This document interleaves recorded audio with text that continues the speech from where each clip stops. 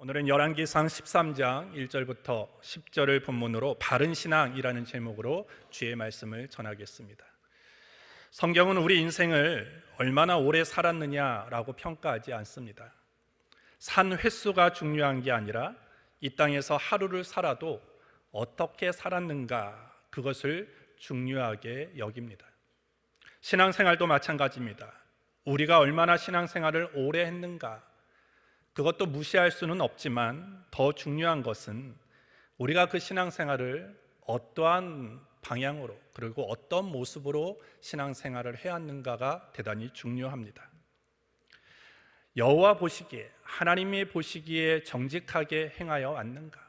하나님의 기쁨이 되어지는 신앙생활이었는가? 아니면 내 눈에 보이는, 그리고 내 손에 붙잡히는 내 욕망으로 그것을 바라보며 그것을 붙잡고 살아왔는가? 그것으로 평가되어진다라는 것입니다. 오늘 열왕기상 13장은 여로보암이 금송아지를 만들고, 그리고 산당을 만들고 마음대로 제사장을 세우는 등 하나님의 말씀과 전혀 상관없이 행동하는 그 여로보암의 죄를 책망하는 장면이 오늘 본문 속에 기록되어 있습니다. 오늘 본문을 통해 바른 신앙생활을 위하여 우리가 주목해야 되는 것이 무엇인가, 우리가 깊이 인식하며 우리가 살아가야 되는 부분이 무엇인가가 기록되어 있습니다. 오늘 그것이 무엇인지를 살펴보므로 저와 여러분들이 주가 오시는 그날까지 늘 한결같이 바른 신앙의 자세를 유지하며 걸어가는 우리 모두가 되어지기를 주의 이름으로 축복합니다. 첫 번째로, 바른 신앙은 편안함을 추구하지 않는 신앙입니다. 산업화 사회가 오면서 가장 좋아진 것이 있다라고 하면 그것은 삶의 편리함입니다. 세상은 점점 편리해지는 것을 발전했다, 이렇게 얘기를 하죠. 예전에 어디를 먼 초행길을 가면 우리는 무엇을 펴놓고 가냐면요, 지도를 꼭 보고 갑니다. 그래서 차 안에는 꼭 지도가 비치되어 있죠. 근데 요즘은 차에 지도를 가지고 가는 사람은 없습니다. 왜냐하면 다 스마트폰이 있기 때문이에요. 스마트폰에 앱을 깔고 거기에 내가 가고자 하는 목적지에 주소를 탁 쳐서 넣으면 거기에 몇 시 몇 분에 도착할지, 그리고 상세하게 막히는 길을 피해서 정확하게 목적지에 찾아갈 수 있도록 안내를 해줍니다. 뿐만 아니라 예전에는 교회에 올 때, 여러분들 지금 성경책을 갖고 오신 분도 있고 안 갖고 오신 분도 있지만 지금은 구태여 무거운 성경, 그리고 찬송가를 굳이 가져갈 필요가 없다라고 생각을 합니다. 왜냐하면 똑같이 스마트폰에 성경과 찬송의 앱을 깔면 몇 장 탁 치면 바로바로 그것이 나오기 때문입니다. 그래서 스마트폰 하나만 내 주머니에 넣고 가면 다 준비가 되어지는 것이죠. 이런 편리함이 우리의 삶을 편안하게 해주는 것, 그리고 편리하게 해주는 것은 사실입니다. 세상은 이런 것들을 발전했다라고 얘기하고 진보해 간다라고 얘기를 합니다. 그럼 우리의 신앙생활에서도 이런 발전과 진보, 이것이 편리함이 우리의 신앙생활에 접목되었을 때, 이것이 우리의 신앙을 발전시키는구나 라고 얘기할 수 있는가? 꼭 그렇지는 않습니다. 오히려 신앙에서 이 편리함, 이 편의주의는 사단의 공격 루트가 되어질 수 있다는 것입니다. 오늘 본문 1절을 보시면, 때에 하나님의 사람이 여호와의 말씀으로 인하여 유다에서부터 베델에 이르니 마침 여로보암이 단 곁에 서서 분향하는지라, 이렇게 기록합니다. 오늘 열왕기상 13장을 좀 더 잘 이해하기 위해서는 열왕기상 12장의 이야기를 좀 얘기하고 넘어가야 됩니다. 솔로몬이 이룬, 또한 다윗이 이룬 그 통일 왕국을 솔로몬이 잘 이어받아서 그 나라를 이끌어 가죠. 근데 솔로몬이 죽게 되어져요. 그리고 솔로몬 이후에 르호보암이 왕이 되었습니다. 솔로몬의 아들 르호보암이 왕이 되니까 솔로몬의 통치 시대 속에서 산적해 있었던, 잠재되어 있었던 여러 가지 문제들이 이제 속속 드러나게 되었습니다. 그 중에 하나가 뭐냐면 과도한 세금의 문제이고요, 그리고 대규모의 어떤 건축, 그리고 공사에 따른 어떤 이스라엘 백성들의 강제 노역에 대한 피곤함, 그리고 지침이라는 문제가 드러나게 되어집니다. 그래서 백성들은 새롭게 오른 르호보암에게 타협안을 제시합니다. 열왕기상 12장 4절에 보시면 왕의 부친이 우리의 멍에를 무겁게 하였으나 왕은 이제 왕의 부친이 우리에게 시킨 고역과 매운 무거운 멍에를 가볍게 하소서. 그리하시면 우리가 왕을 섬기겠나이다. 당신이 당신의 아버지 솔로몬과 같이 우리에게 매운 무거운 멍에들 그리고 노역들을 좀 가볍게 해준다면 우리는 앞으로 당신을 왕으로 잘 모실 것입니다 라고 타협안을 제시하죠. 이스라엘 백성의 이런 요청은요, 그리 어렵지 않습니다. 그리고 대단한 것이 아니었습니다. 이들의 요구는 어떻게 보면 당연한 것이었죠. 왜냐하면 솔로몬이 이스라엘을 40년간 통치했는데요, 솔로몬의 그 통치 40년이요 거의 그 성전을 건축하고 왕궁을 건축하고 그리고 수많은 그런 건물들을 건축하는데 모든 통치 기간을 사용해 버렸습니다. 그러니까 솔로몬의 통치 전 기간 동안에 이스라엘 백성은요 거의 매일 무거운 그런 건축 노동의 짐을 졌다고 해도 가언이 아닌 것입니다. 그리고 건물을 지으려면 세금을 걷어야 되겠죠. 그러니까 과도한 세금을 부과하게 되어지는 것입니다. 그래서 오늘 이와 같은 이스라엘 백성의 요구에 르호보암은 사흘 뒤에 찾아와라. 그러면 내가 답변을 해주겠다라고 얘기를 하죠. 사흘 후에 이스라엘 백성이 찾아갑니다. 하지만 르호보암은 이스라엘 백성들의 요구를 들어주지 않습니다. 그랬더니 오늘 이스라엘 백성이 그럼 우리는 르호보암을 왕으로 섬길 수 없다. 그러면서 북이스라엘로 돌아가서 여로보암이라는 사람을 왕으로 추대하고 그 여로보암이 북이스라엘의 10지파를 다스리게 되어지는 것입니다. 그런데 오늘 이렇게 여로보암이 북이스라엘의 10지파를 구성해서 왕이 된 다음에 한 가지의 문제가 발생을 합니다. 그것이 뭐냐면 그 이스라엘의 백성의 신앙의 문제였어요. 12장 26절부터 27절에 보시면 그 마음에 스스로 이르기를 나라가 이제 다윗의 집으로 돌아가리로다. 만일 이 백성이 예루살렘에 있는 여호와의 전에 제사를 드리고자 하여 올라가면 이 백성의 마음이 유다왕 된 그 주 르호보암에게로 돌아가서 나를 죽이고 유다왕 르호보암에게로 돌아가리로다 하고 이렇게 되어 있습니다. 여로보암이 잘 생각해 보니까 다른 것은 문제가 아닌데 신앙의 문제에 뭔가 변수가 일어날 것 같다라는 생각이 들어진 것입니다. 왜냐하면 이스라엘 백성들은 1년 중 절기마다 예루살렘으로 와서 그 예루살렘 성전에서 제사를 드려야만 했습니다. 근데 이 북이스라엘은 예루살렘이 있지 않잖아요. 성전이 있지 않잖아요. 그러니까 당연히 절기 때마다 이스라엘 사람들이 예루살렘으로 와서 예배를 드릴 텐데 그런 것들이 계속 반복되어지다 보면 그들의 마음이 돌아서서 이제는 우리가 르호보암을 섬기자. 그러다가 자기를 죽이고 르호보암을 왕으로 인정할 것, 그와 같은 것들이 두려워졌다라는 것입니다. 민심이 떠나갈까 봐 두려워하고요. 이런 여러 가지 불편함을 뭔가 해소해 줘야지 이들이 계속 나를 왕으로 따라올 것 같다라는 생각이 든 것입니다. 그래서 열왕기상 12장 28절부터 33절에 보시면 여로보암이 이와 같은 행동을 합니다. 이에 계획하고 두 금송아지를 만들고 무리에게 말하기를 너희가 다시는 예루살렘에 올라갈 것이 없도다. 이스라엘아, 이는 너희를 애굽 땅에서 인도하여 올린 너희 신이라 하고 하나는 베델에 두고 하나는 단에 둔지라. 이 일이 죄가 되었으니 이는 백성들이 단까지 가서 그 하나에게 숭배함이더라. 저가 또 산당들을 짓고 레위 자손 아닌 보통 백성으로 제사장을 삼고 8월 곧 그 달 15일로 절기를 정하여 유다의 절기와 비슷하게 하고 단에 올라가서 베델에서 그와 같이 행하여 그 만든 송아지에게 제사를 드렸으며 그 지은 산당의 제사장은 베델에서 세웠더라. 저가 자기 마음대로 정한 달 곧 8월 15일로 이스라엘 자손을 위하여 절기로 정하고 베델에 쌓은 단에 올라가서 분향하였더라. 여로보암이 이와 같은 행동을 합니다. 금송아지 둘을 만들었어요. 그리고 예루살렘이 아닌 베델과 단이라는 곳에 제단을 만들었습니다. 그리고 그곳에서 제사를 드리도록 했습니다. 제사는 레위인이 집례를 해야 되고 드려야 됨에도 불구하고 레위인이 아닌 그냥 일반 사람들로 제사장을 임명했고요. 하나님이 정하시는 날짜가 아닌 임의적인 자기가 정한 날짜로 제사를 절기를 지키도록 했다라는 것입니다.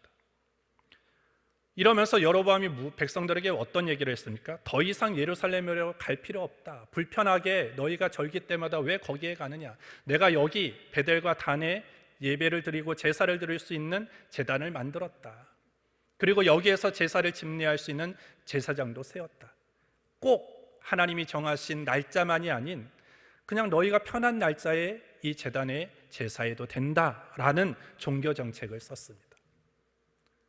자기의 어떤 민심의 이반에 대한 두려움, 그리고 백성들을 편리하게 만든다는 그런 목적으로 이와 같은 행동을 했습니다. 그리고 오늘 본문 1절에 보시면 때에 하나님의 사람이 여호와의 말씀으로 인하여 유다에서부터 베델에 이르니 마침 여로보암이 단 곁에 서서 분향하는지라.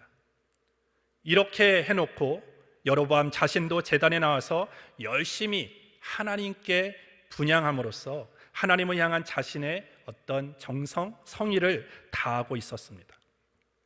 이런 여로보암 행동에 대해서 지금 하나님의 사람이 경고합니다.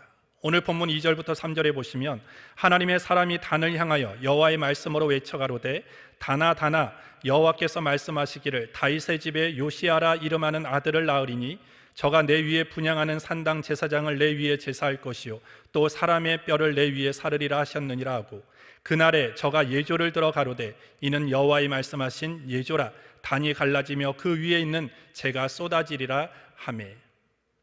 오늘 이와 같이 행한 여로보암의 행동들, 행위들은요 결코 하나님이 기뻐하시는 것이 아니었습니다. 결과적으로 하나님이 그거에 대해서 심판하실 것이라고 지금 말씀하시는 것입니다. 오늘 분명히 하나님은 신명기 12장 13절부터 14절에 이렇게 명령하셨습니다. 너는 삼가서 내게 보이는 아무 곳에서나 번제를 드리지 말고 오직 너의 한 지파 중에 여호와께서 택하실 그 곳에서 번제를 드리고 또 내가 내게 명령하는 모든 것을 거기서 행할지니라. 하나님이 신명기에서 무엇을 말씀하셨습니까? 아무 데서나 예배하지 말라는 거예요. 아무 데서나 제사를 드리지 말고 내가 택한 그곳에서 내 명령대로 거기서 행해라, 이렇게 분명히 말씀하시죠. 근데 여로보암은 그렇지 않았어요. 하나님이 지시한 곳이 아니었습니다. 그들이 그 여로보암이 만든 베델과 단은 하나님이 지시한 곳이 아니라 자기가 정한 곳이었어요. 자기가 제사장을 세웠습니다. 자기가 정기를 지키는 날짜를 정했습니다. 그것은 하나님이 말씀하신 것이 아니었습니다. 자기가 임의로 한 것이죠. 결국 지금 여로보암의 한 행동은 보면 자기 마음대로, 자기 식으로, 자기 편한 대로 하나님을 섬기겠다라는 것입니다. 오늘 여기에서 오늘 우리는 무엇을 알아야 되느냐? 오늘 여로보암은요 하나님을 섬긴다고는 얘기하고 하나님을 섬기는 행동은 했지만 결과적으로 그것은 하나님을 섬기기 위함이 아니라 다 자기중심적이었고 편리함을 위해서다라는 것입니다. 따라서 이스라엘 백성들에게 뭐라고 얘기했겠습니까? 야, 시간도 바쁜데, 야, 경제적으로 너무나 많은 희생을 이렇게 예루살렘 절기마다 올라가면 시간으로도 경제적으로도 많이 소비가 되어지고 그리고 그것을 희생을 해야 되는데 굳이 그럴 필요 없다. 그냥 여기서 하자. 여기서 해도 하나님이 받으실 것이다 라고 생각을 했습니다. 근데 잘 보면요 지금 여로보암만 이 편리함을 추구한 것이 아니라 이렇게 얘기했을 때 이스라엘 백성이 아닙니다 라고 얘기하는 백성이 없어요. 하나님이 그렇게 말씀하시지 않았습니다. 하나님께서 분명히 신명기에는 내가 지시한 곳에서 내가 명령한 대로 그렇게 제사하고 번제를 드리고 신앙 하나님 앞에 섬기라고 했는데 우리가 지금 여기에서 드릴 수 없습니다라고 얘기하지 않았어요. 백성들은 만들어 놓은 베델에서 단에서 그리고 여로보암이 정한 그 날짜의 절기를 지켰습니다. 이것은 무엇입니까? 여로보암만 편리한 것을 추구한 것이 아니에요. 이스라엘 백성도 편리함을 추구했다라는 것입니다. 오늘 우리의 모습도 돌아봐야 합니다.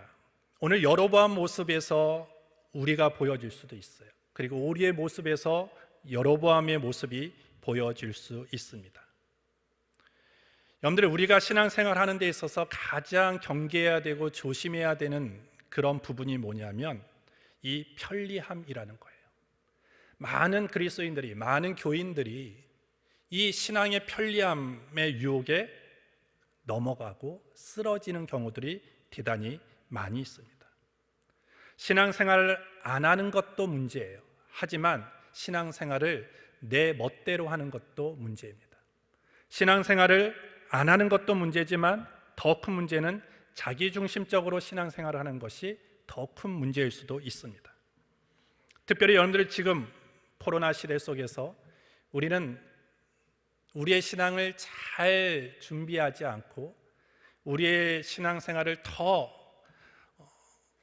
굳건하게 하지 않으면 우리의 신앙이 한순간에 무너질 수 있는 그런 위험 속에 우리는 지금 처해져 있습니다. 많은 사람들이 이런 얘기를 하죠. 일주일에 한 번만 교회 가면 되지 뭘 다른 날짜에 또 가야 되느냐, 바쁜데 이렇게 바쁜 시대 속에서 뭘 꼭 그래야만 하느냐, 이렇게 얘기를 합니다. 우리 많은 교회들이 주일에, 우리 교회만 해도 오늘 주일에 7번의 예배가 있습니다. 7번의 예배를 교회가 이렇게 드리는 이유가 무엇입니까? 그것은 원래는 교회 봉사하는 분들을 위한 것이었어요. 원래 교회마다, 우리 교회뿐만 아니라 많은 교회들이 주일에 예배를 많이 이렇게 드리게 한 이유 중에 하나는 뭐냐면 봉사자들을 위한 것이죠. 봉사자들은 예배 때 봉사를 하지 예배를 드릴 수가 없습니다. 그렇기 때문에 그분들을 위해서 예배를 더 많이 할 수 있게끔 열어놓은 거예요. 그리고 교회가 부흥되어지고 대형 교회가 되다 보니까 그 협소한 공간에서 그 많은 사람들이 한 번에 예배 드릴 수 없기 때문에 예배 시간을 나눠놓은 것입니다. 근데 우리는 이것을 우리의 편리함으로 예배 시간을 사용하는 경우들이 대단히 많죠. 오늘 나는 약속이 있고 나는 어디를 놀러 가야 되고 나는 휴가를 가야 되니까 예배 안 드리고 가기에는 마음이 좀 꺼름직하고, 그러니까 빨리 일부 예배 와가지고 예배를 빨리 후딱 해치우고 빨리 나는 휴가를 가야 되겠다, 놀러를 가야 되겠다, 약속을 나는 해야 되겠다, 이렇게 생각하는 분들도 많이 있습니다. 오늘 우리가 예배를요, 하나님을 사랑하기 때문에 예배하는 것입니다. 하지만 그와 같은 나의 편의주의적으로 내 편리함을 위해서 예배를 드린다는 것은 이미 그것은 예배가 아닙니다. 왜? 예배에는 하나님을 사랑하는 마음이 있어야지 되는 거예요. 근데 그냥 내 편의주의적으로 내 어떤 스케줄상으로 가장 좋은 예배를 선택해서 간다라는 것은 이미 거기에는 하나님의 사랑보다 내 약속과 내 스케줄이 중심이 되어지기 때문에 거기는 하나님이 원하시는 그런 예배가 될 수 없다라는 거예요. 또한 오늘날 많은 사람들이 몸으로 예배를 드리지 않으려고 합니다. 로마서 12장 1절에 그러므로 형제들아 내가 하나님의 모든 자비하심으로 너희를 권하노니 너희 몸을 하나님이 기뻐하시는 거룩한 산 제사로 드리라. 이는 너희의 드릴 영적 예배니라. 너희의 몸을 하나님이 기뻐하시는 거룩한 산 제사로 드려라, 이렇게 말씀합니다. 근데 오늘날 많은 사람들이 몸으로 예배를 하지 않습니다. 몸으로 성전에 오지 않습니다. 모이기를 힘쓰지 않습니다. 몸을 움직이려고 하지 않습니다. 특히나 이 코로나 시대에는 내가 꼭 몸을 움직여 교회에 갈 필요가 있어?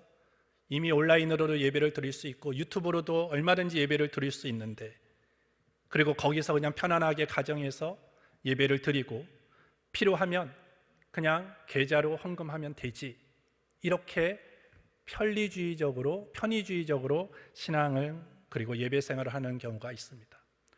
부득이하게 내가 성전에 못 나오는 경우가 있습니다. 그건 어쩔 수 없습니다.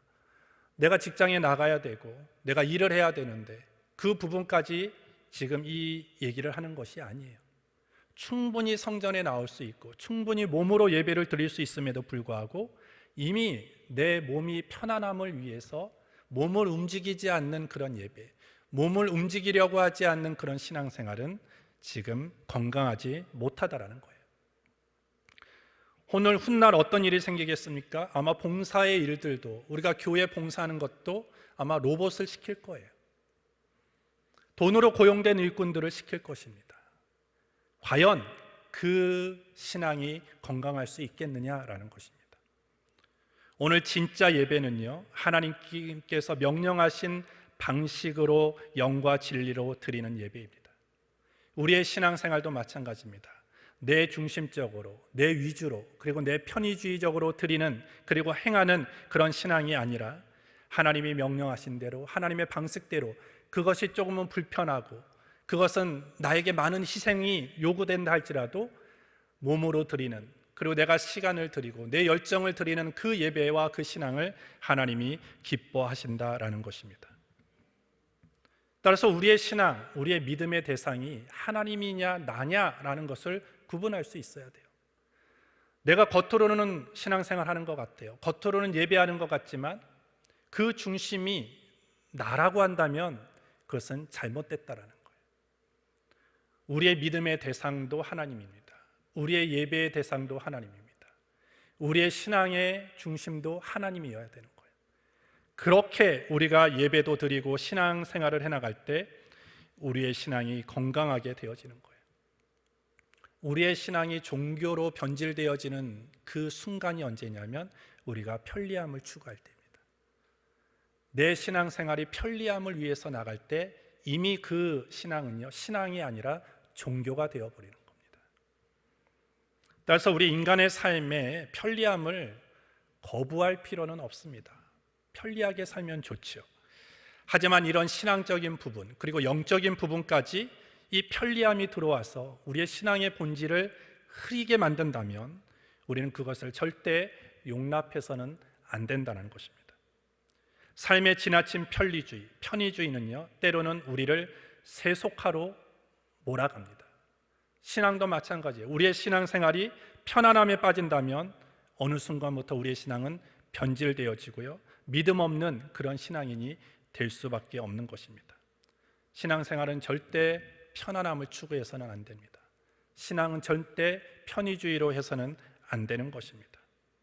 조금은 불편하고, 조금은 시간이 들어가고, 조금은 많은 희생이 우리에게 요구된다 할지라도 내 기쁨이 아니라 하나님의 기쁨이 되는 그런 신앙생활이 되어야 할 줄 믿습니다. 두 번째로, 바른 신앙은 하나님의 말씀을 기준으로 예스와 노가 분명한 신앙입니다. 오늘 본문 4절부터 6절을 보시면 여로보암 왕이 하나님의 사람의 베델에 있는 단을 향하여 외쳐 말함을 들을 때 단에서 손을 펴며 저를 잡으라 하더라. 저를 향하여 편 손이 말라 다시 거두지 못하며 하나님의 사람의 여호와의 말씀으로 보인 예조대로 단이 갈라지며 재가 단에서 쏟아진지라. 왕이 하나님의 사람에게 말하여 가로되 청컨대 너는 나를 위하여 내 하나님 여호와께 은혜를 구하여 내 손으로 다시 성하게 기도하라. 하나님의 사람이 여호와께 은혜를 구하니 왕의 손이 다시 성하여 전과 같이 되니라. 하나님께서 하나님의 사자를 보내어 여로보암 왕 앞에 하나님의 경고를 하라고 말씀하십니다. 너 지금 하는 행위가 잘못됐다라는 것입니다. 그런데 여로보암은 이 하나님의 사자의 말을 우습게 알고 그를 잡으려 했습니다. 그때 오히려 그 여로보암의 손이 말라 버립니다. 결국 여로보암은 다시 그 하나님의 사자에게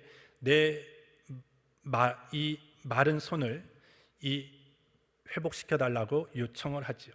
그리고 회복이 되었습니다. 그때 여로보암 왕은 이 하나님의 사자에게 우리 집으로 가자 이렇게 얘기를 합니다.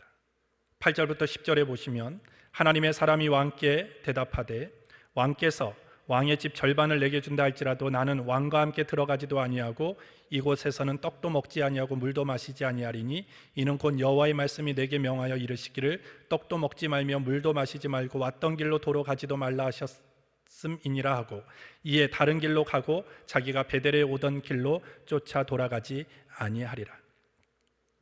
여로보암은 자기의 마른 손을 다시 회복시켜준 어떤 감사의 마음도 있겠지만 이런 능력자를 내 옆에 두면 나에게 이롭게 있겠다라고 하는 그 사적인 감정으로 나는 당신에게 예물을 줄 테니까 우리의 집에 갑시다 이렇게 얘기하는 거예요. 그랬더니 하나님의 사자가 그렇지 않죠. 그 요구를 거절합니다. 나는 당신의 집에 가지 않습니다. 당신의 집 절반을 내게 준다 할지라도 나는 거기 들어가지도 않겠습니다. 당신 주는 떡도 먹지 않을 것이고 물도 마시지 아니할 것입니다. 왜냐하면 하나님이 그렇게 하라고 하셨기 때문입니다. 내가 가기 싫어서가 아닙니다. 내가 먹기 싫어서가 아니라 하나님이 나에게 말씀하셨습니다. 너는 떡도 먹지 말고 물도 마시지 말고 왔던 길로 돌아가라 라고 하나님이 분명히 나에게 말씀하셨기 때문에 나는 그대로 행할 것입니다 라고 얘기를 해요. 그리고 그 왕의 제안을 단호하게 거절합니다. 왜 하나님께서 이 여호와의 사자에게 이런 말씀하셨습니까? 이미 지금 이 여로보암이 있는 땅은요, 하나님의 심판이 임할 땅입니다. 이미 우상 숭배하고 하나님의 명령을 거역했던 죄로 가득한 땅이 되었기 때문에 결국 하나님의 심판을 받을 곳이기 때문에 너는 거기에 머물지 말라는 것입니다. 또한 하나님의 사자는요, 지금 이 왕의 이 말에 귀를 기울이지 않죠. 거절합니다. 왜냐하면 그 악인의 깨라는 걸 알기 때문입니다. 여러분들, 죄라는 것이요, 대단히 무섭습니다. 왜냐하면 죄는요, 점점 확장되어집니다. 그리고 더 파급 효과가 크죠. 시편 1편이 그것을 얘기합니다. 복 있는 사람은 악인의 길을 쫓지 아니하며 죄인의 길에 서지 아니하며 오만한 자의 자리에 앉지 아니하고 오직 여호와의 율법을 즐거워하여 그 율법을 주야로 묵상하는 자로다. 지금 왕의 요청에 귀를 기울이면 결국은 어떻게 됩니까? 그 왕의 집으로 가야 됩니다. 그리고 거기에 거해야 되고요, 거기에 주저앉아야 되는 것입니다. 오늘 죄라는 것이 그런 것이죠. 그래서 오늘 하나님의 사자는 이 모든 제안을 거절합니다. 오늘 본문 10절까지가 그 내용인데요, 근데 여기까지 하나님의 사자가 거절하고 끝났으면 대단히 좋을 텐데 11장 11절부터 계속 읽어보면 이 하나님의 사자가 이 거절을 계속 유지하지 못합니다. 늙은 선지자가 하나 있었어요. 베델에. 그 노 선지자가 오늘 이 하나님의 사람에게 다가옵니다. 나도 내가 예전에 선지자의 노릇을 했는데 내가 하나님의 말씀을 들어보니까 당신이 돌아가는 것이 맞지 않다. 나도 선지자였는데 당신이 이 여로보암의 요청을 듣고 와서 떡도 먹고 물도 마시는 것이 그게 하나님의 뜻인 것 같다라고 얘기를 합니다. 그 얘기에 이 하나님의 사자가 혹 넘어갑니다. 결국 이 한 번의 실수가 결과적으로 하나님의 사자가 죽게 되어지는 엄청난 결과를 초래하게 되어지죠. 오늘 여기서 우리가 알 수 있는 건 무엇입니까? 하나님의 말씀을 늘 지키며 살아가는 것이 그렇게 쉽지만은 않다라는 것입니다. 한 번 거절하고 한 번 단호하게 물리친다 할지라도 이제는 내 모든 유혹과 시험에서 내가 자유로워, 나는 그 모든 것을 이겼어 라고 얘기할 수 없다라는 것이죠. 늘 우리는 하나님의 말씀이라는 기준 앞에서 수없이 우리에게 다가오는 그 선택의 문제에 대해서 우리는 그 하나님의 말씀으로 기준으로 예스해야 되는 것을 예스하고 아니라고 얘기해야 될 것을 아니라고 얘기할 수 있는 그런 믿음의 결단이 있어야 되는 것입니다. 그렇기 때문에 우리는요, 하나님의 말씀을 분명하게 알아야 되는 것입니다. 오늘 여러분들이 이단도요, 잘 보면요, 이단이 얼토당토않게 우리에게 다가오지 않죠. 이단이 우리에게 뭘 갖고 옵니까? 성경을 가지고 와요. 하나님의 말씀이라고 우리에게 접근을 합니다. 전혀 다른 얘기를 하는 게 아니라 우리가 익히 알고 있는 하나님의 말씀이라고 하는 것, 또 성경이라고 하는 것을 가지고 우리에게 유혹을 하죠. 그러할 때 오늘 우리가 그 이단들이 얘기하는 것들을 분별하고, 그리고 그들이 얘기하는 그 말씀이 하나님의 원하시는 말씀하고는 다르다라는 것을 분별할 수 있는 것은 무엇입니까? 그것은 내 자신이 하나님의 말씀을 똑바로 알아야 된다는 거예요. 똑바로 알아야 되고 내 생활과 내 신앙의 기준이 늘 하나님의 말씀의 토대 위에 바르게 서 있을 때 우리는 그 유혹에 넘어가지 않을 수 있게 되어지는 것입니다.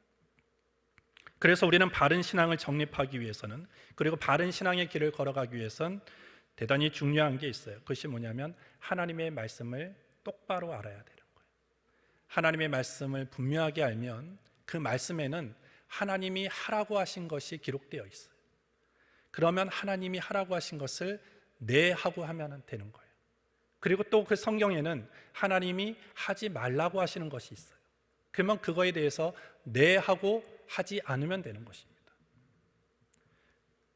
그렇게 하면 우리는 바른 신앙의 길을 걸어갈 수 있는데 쉽지 않다라는 거예요. 왜냐하면 우리는 분명히 하나님이 하라고 하는 것을 해야 된다는 걸 알아요. 그리고 하지 말아야 된다는 것을, 하지 않아야 된다는 것을 압니다. 근데 현실은 그렇지 않죠. 네. 여러분들, 우리 학교에서, 대학교에서 늘 배우는 과목들 중에요, 꼭 이런 제목들이 있어요. 예를 들면 경영의 이론과 실제, 이렇게 얘기를 하죠. 이론과 실제가 있다라는 거예요. 그러니까 이론은 이건데 실제는 이와 같다라는 거예요. 오늘 우리의 신앙생활도 마찬가지예요. 하나님의 말씀은 하라고 한 건 하고, 하지 말라고 한 것은 안 하는 게 어떻게 이론이라면, 실제적인 것은 때로는 그렇게 하지 못하고 이 말씀을 지켰을 때 나에게 이익이 올까? 내가 이 말씀을 지켰을 때 나에게 불이익이 올까? 이런 것들이 먼저 생각내어지고 계산되어진다는 거예요. 그 이론과 실제를 좁힐 수 있는 능력, 그것을 우리가 가져야 된다는 거예요. 어떤 타협과 양보, 이런 것에 우리가 굴복하지 말고 철저하게 하나님의 말씀이 우리의 삶의 기준이 되어져서 예스와 노를 분명하게 하고 걸어가는 신앙이 바른 신앙이 되어질 수 있는 것입니다. 요셉을 보십시오. 요셉은요, 그 예스와 노가 분명했던 사람이에요. 자기가 보디발의 아내의 유혹에 한번 그냥 눈 감고 넘어가면 앞으로의 인생이 편안하다는 것을 몰랐겠습니까? 알지요. 근데 그것을 정확하게 하나님이 하지 말라고 한 일이기 때문에 노라고 분명히 얘기를 한 거예요. 다니엘도 마찬가지입니다. 그냥 느부갓네살 왕이 정한 그 기간 동안 그냥 기도하는 것을 멈추고 그 기간이 지나가면 이때까지 못한 기도를 배나 하면 되지 않겠는가, 그렇게 어느 정도 타협점을 가질 수도 있었을 거예요. 근데 다니엘은 그렇지 않습니다. 타협하지 않습니다. 철저하게 하나님의 뜻 안에서 그 분명한 뜻을 정하고 그대로 행했을 때 하나님이 요셉을 불행하게 만들었나요? 다니엘을 어렵게 만들었나요? 그렇지 않습니다. 하나님이 요셉도 다니엘도 높여주셨다라는 겁니다. 오늘 우리가 하나님의 말씀 앞에 우리가 서 있고 하나님의 말씀을 순종하며 나아갈 때 이것이 나에게 이익이 될까 아니면 불이익이 될까라고 먼저 우리가 그 문제와 그 상황을 보면 우리는 예스와 노를 분명하게 할 수 없어요. 하지만 그것을 차후로 밀어두고 정말 하나님이 이것을 하라고 한 것인가, 그리고 이것을 하지 말라고 한 것인가가 내 모든 선택과 결정의 최우선순위가 되어진다면 우리는 분명하게 믿음의 예스와 노가 분명하고 하나님이 기뻐하시는 바르게 그리고 선명하게 걸어갈 수 있는 그런 바른 신앙인이 될 거라고 믿습니다. 마지막 세 번째로, 바른 신앙은 회개하기를 미루지 않는 것입니다. 지금 여로보암은 금송아지를 만들고 숭배했습니다. 그리고 보통 백성으로 제사장을 삼았고요, 마음대로 절기를 정했고요, 그리고 자기 멋대로 베델과 단의 제단을 만들었습니다. 하나님의 사자의 심판의 경고를 들었어요. 하지만 잘 보면 여로보암은 회개하지 않았습니다. 그냥 그를 뭔가 마음을 돌리려고 했던 것이죠. 물질로 그 위기를 모면하려고 했습니다. 그리고 열왕기상 13장 33절부터 34절에 보시면 여로보암이 이 일 후에도 그 악한 길에서 떠나 돌이키지 아니하고 다시 보통 백성으로 산당의 제사장을 삼되 누구든지 자원하면 그 사람으로 산당의 제사장을 삼았으므로 이 일이 여로보암 집의 죄가 되어 그 집이 지면에서 끊어져 멸망케 되니라. 열왕기상 14장 20절에 여로보암이 왕이 된 지 22년이라 저가 그 열조와 함께 잠에 그 아들 나답이 대신하여 왕이 되니라. 여로보암이 지금 왕을 몇 년 동안 했습니까? 22년 동안 했습니다. 근데 여로보암이 왕이 되자마자 이와 같은 행동을 했거든요.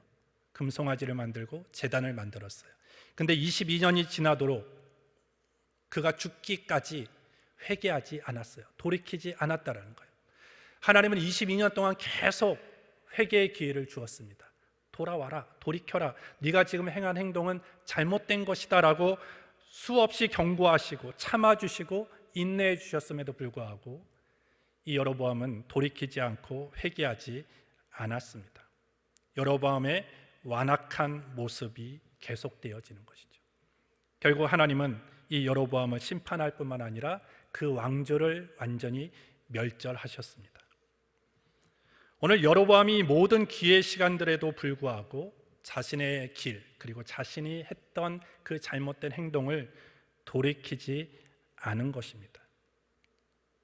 여러분들 누구나 실수할 수 있어요. 그리고 범죄할 수도 있습니다. 하지만 우리가 기회가 주어졌을 때 그 실수와 범죄했던 것들을 돌이키지 않으면, 이렇게 여로보암처럼 완악함을 끝까지 가지고 가면 우리도 이 여로보암처럼 망할 수밖에 없는 것입니다. 여러분들 배가 뒤집히는 이유가 뭔지 아십니까? 배가 침몰하는 이유, 배가 뒤집히는 이유는요, 배가 가지고 있는 복원력이라는 것을 상실했기 때문이에요. 이 복원력이라는 게 무엇입니까? 평형을 유지하고자 하는 힘이에요. 그리고 제자리로, 원위치로 되돌아오려고 하는 그런 힘입니다. 그것을 복원력이라고 해요. 배가 항해를 할 때 그 숱한 비바람과 그 풍랑을 맞이할 때 배가 흔들릴 거 아닙니까? 근데 그 복원력이라는 것이 있기 때문에 평형을 유지하고 이렇게 항해를 하는 것입니다. 근데 그 배에 있어서 가장 중요한 이 복원력을 잃어버렸을 때, 상실했을 때 그 배는 침몰하든지 아니면 뒤집히든지 하는 것입니다. 오늘 우리에게 영적인 복원력이라는 건 무엇입니까? 그것은 회개라는 것입니다. 실수할 수 있어요. 죄를 저지를 수도 있습니다.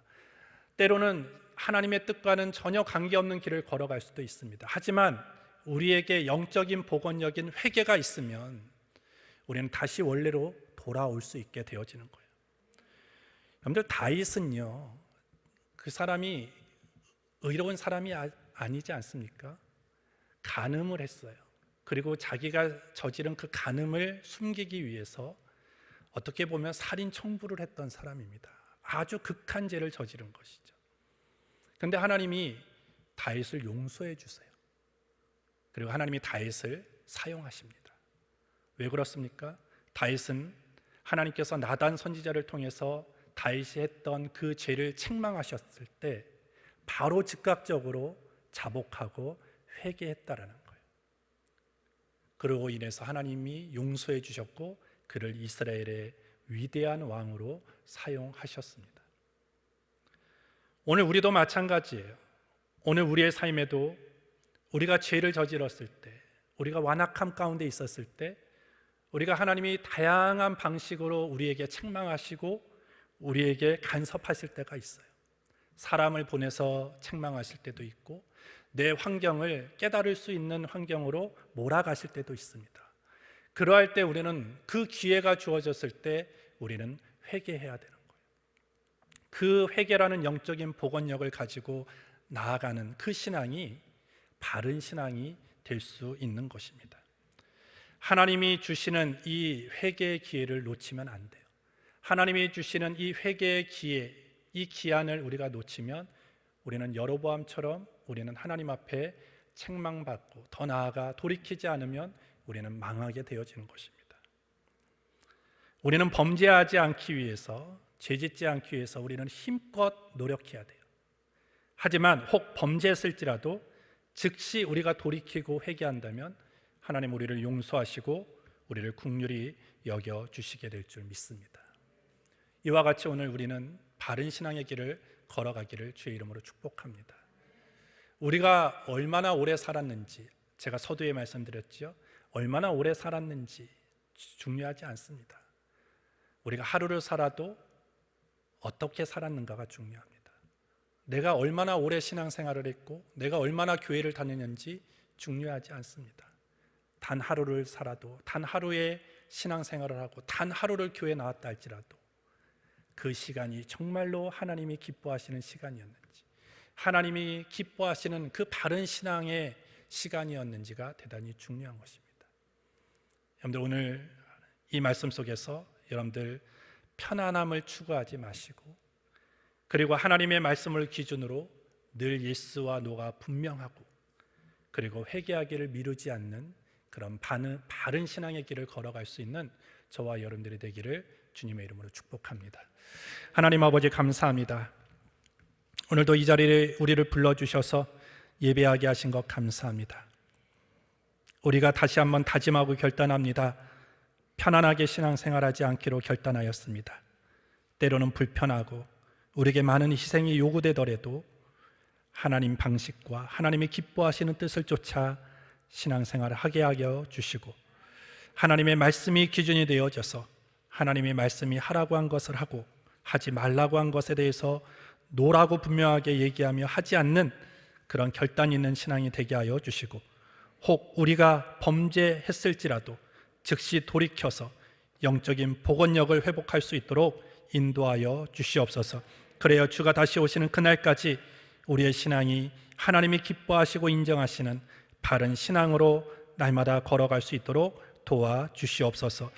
우리의 힘으로 할 수 없습니다. 성령님 도와주시옵소서. 예수님의 이름으로 기도합니다. 아멘.